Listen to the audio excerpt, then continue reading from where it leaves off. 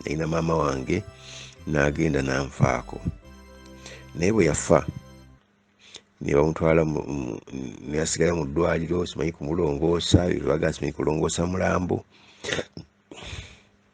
ne bamusala nali simanyi kulongoosa mulambo kitegeeza naye bamusala okuva mu kyenyi wano ne bamulyebulamu mumiro paka mu lubuto wansi naye twali tumunaaza wano mu mutu wano eggumba ne ligwayo babbu kitegeeza obwongo baabugyamu kakati obwongo baabugyamu emitima ne bagitwala ebyenda ne babitwala ntuziika kiwongole katonda bweyogera n'abafu awulira atya katonda asanyukira okwogera n'abafu katonda afe otuluŋŋame nga tuyiga ekigambo kyo yongere okutunyweza n'okulaba ekkubo ly'amazima ku bwa yesu kristo mukama waffe amiina.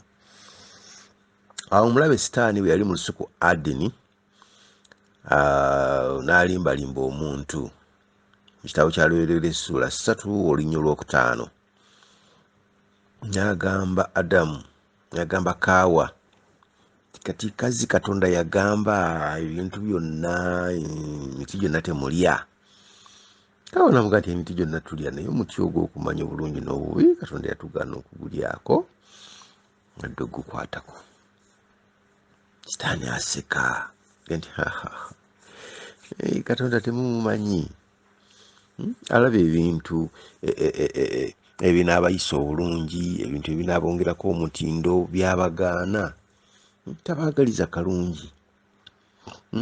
Nziraba bulijjo omusota nga gukutte ekibala nzira bulijjo oyogera naawe naye nga bulijjo mbeera naawe naye nga siyogera kati ndidde ku kibala kati njogera nga ggwe ekibala kinsobozesa okufuuka ng'omuntu ate nga ndi kisolo. Kati naawe katonda yategeera nti bw'olirya ku muti guno bw'olirya ku kibala kino mujja kuba nga ye. Bayibuli oluzungu egamba you'll be like gods. Mujja kuba nga katonda. Osobola okugenda mu Amerika nga tosabye visa, osobola okutta omuntu nga batakutwala ku poliisi, kwegamba obusobozi obujja kuba bwa waggulu.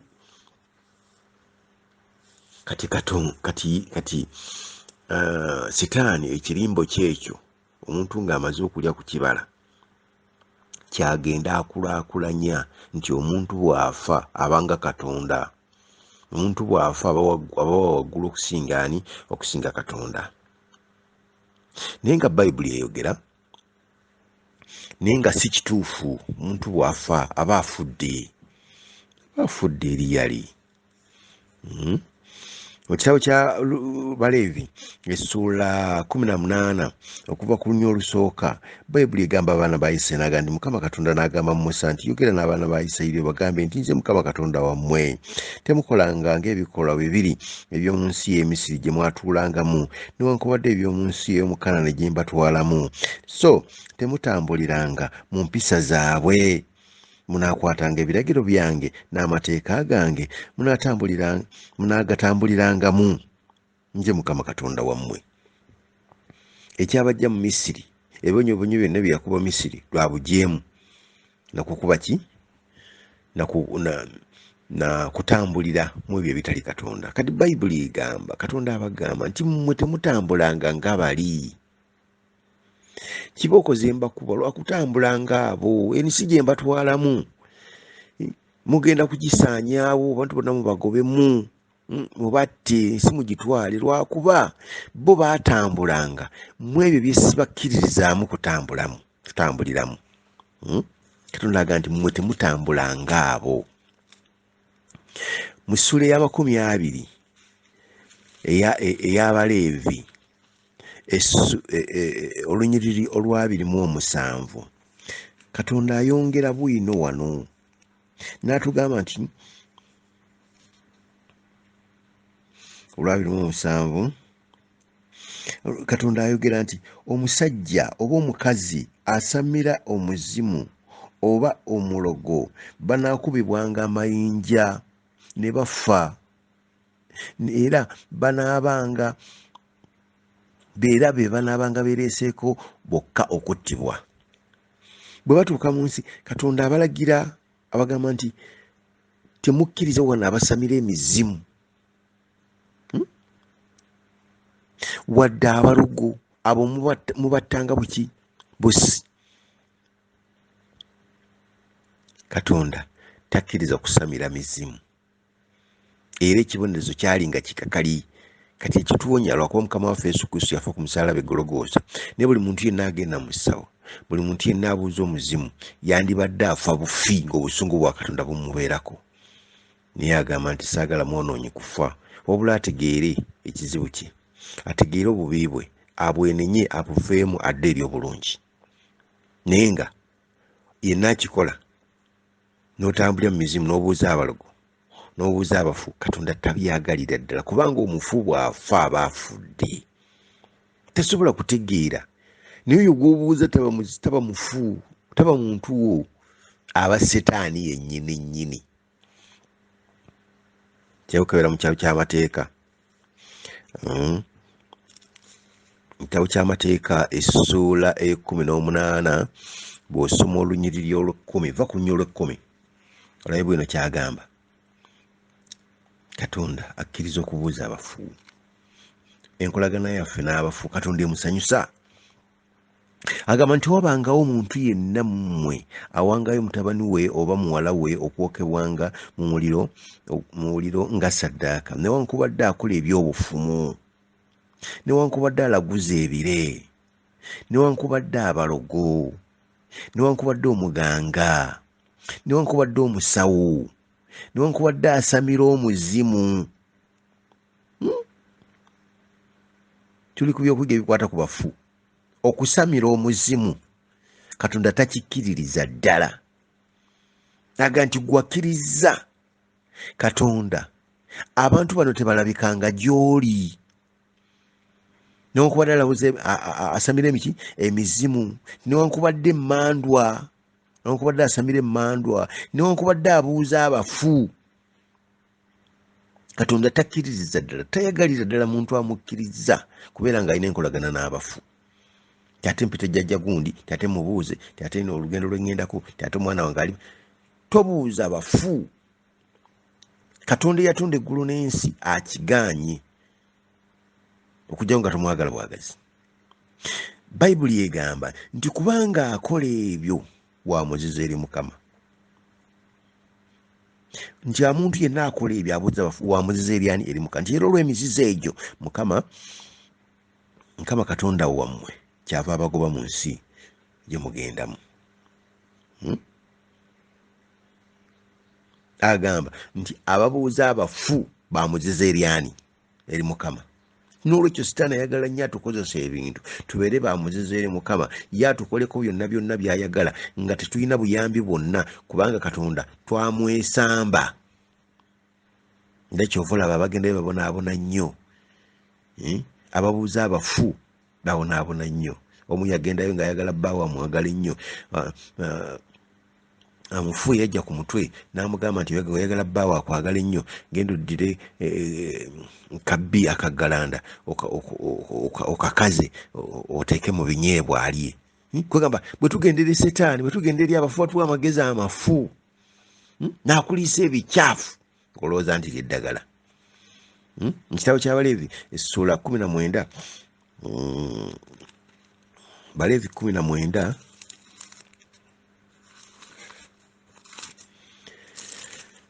mu kitabo ky'Abaleevi essuula 19 olunya olwokuna, naye alina kyagamba wano. Agamba nti temunvangako ne musinza ebifaananyi, so temwolekeranga bakatonda basaanuusi, nze Mukama Katonda wammwe. Abiragira, abigaana.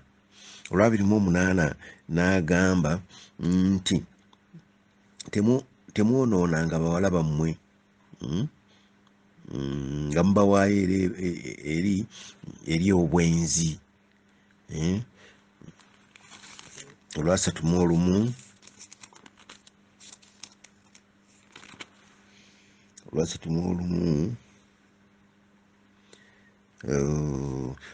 lugamba nti temugendanga eri abasamira emizimu newankubadde abalogo, temubanoonyanga muleme okwonooneka, nze Mukama Katonda wammwe. Tugamba abantu boonooneka nnyo, beeyonoonesa olw'okubuuza abafu.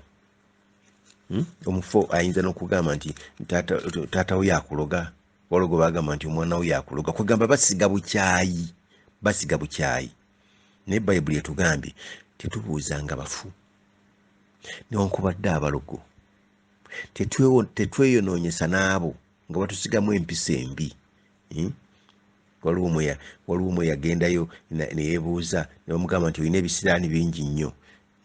N'abuuza nti bannange ebisiraani nkoze nti okubyeggyako? Ne bamugamba nti kaakati olina ettaka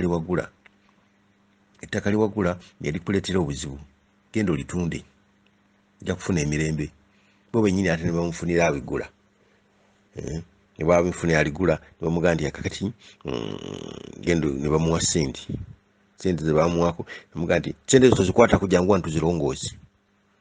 Ate bamala okuzirongoosa ne bamutwala mu sitenseni nti wazinaazeeko kiro 9:00. Kumbe era bategeseeyo ababbi ali bwereere. Kakati abantu ne bavaayo nga bakubidde baani abo, bano ne badduka sente ne balekaawo. Bali ne bazibba, kumbe gwabadde mupango gwabwe. Okwebuuza ku bafu, okugenda ku balogo, okugenda ku mmandwa, tweyonoonyesa.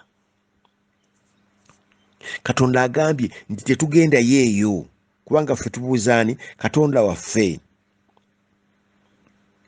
Bayibuli egamba mu kitabo ky'Abaleevi essula 20 olunya olw'omukaaga nti omuntu yenna bw'ananvangako n'agenda eri abasamizi n'abalogo n'amusunguwaliranga ne muboola okuva mu bantu be. Oyagala okuboolwa Katonda? Katonda abeere ng'alinga akuvuddeko nga tokyafuna buyambi, genda ku bafu. Agenda nti ajja kukuboolanga buli muntu yenna n'agendanga okubuuza ku bafu oba okubeera nga ayogera nabo. Olwa27 ky'Abaleevi 2:7 nti omusajja oba omukazi asamira omuzimu oba omulogo banaakubibwanga amayinja ne bafa. Olwo twalusomye nga Bayibuli bwete bwegamba. N'olwekyo okweyonoonyesa olw'abafu, bw'okubeera n'ekitabo ky'Amateeka essula 14 okuva ku lunya olusooka, era atulaga n'agamba nti olw'abafu, nti omuntu afudde, nti simanyi bamusaleko emitwe, simanyi bamusala ekiwalaata. Bayibuli tekikkiriza okweyonoonyesa olw'abafu, emikolo egyo egy'abafu egyo egiraga nga Katonda ataliiyo, egiraga nga Katonda omutemu ennyo. Bayibuli etuganye. So Katonda tasanyukira kwogera n'abafu okusinziira ku bwino bwa Bayibuli. Mu kitabo kya Isaaya, singa osomayo bulungi Isaaya,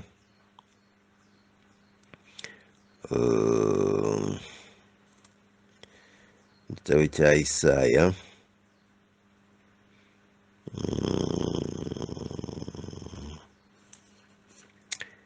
essula 8,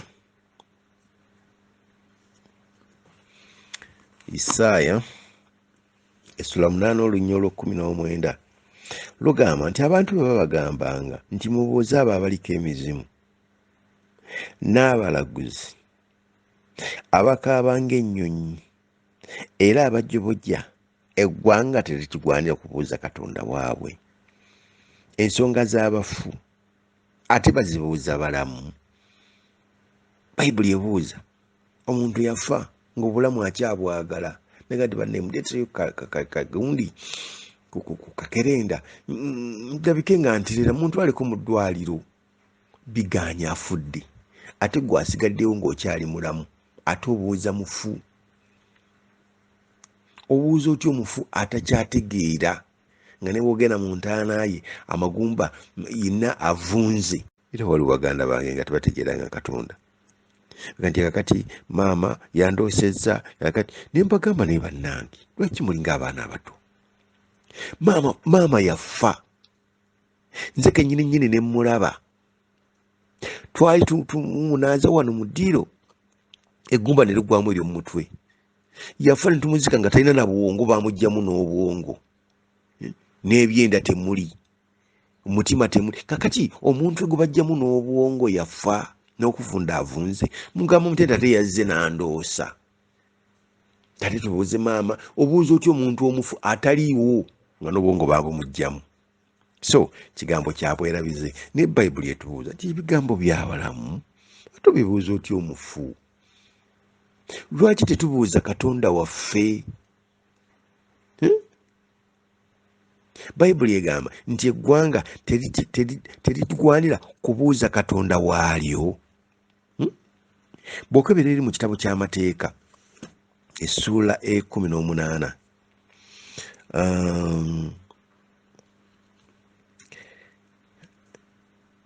atugambye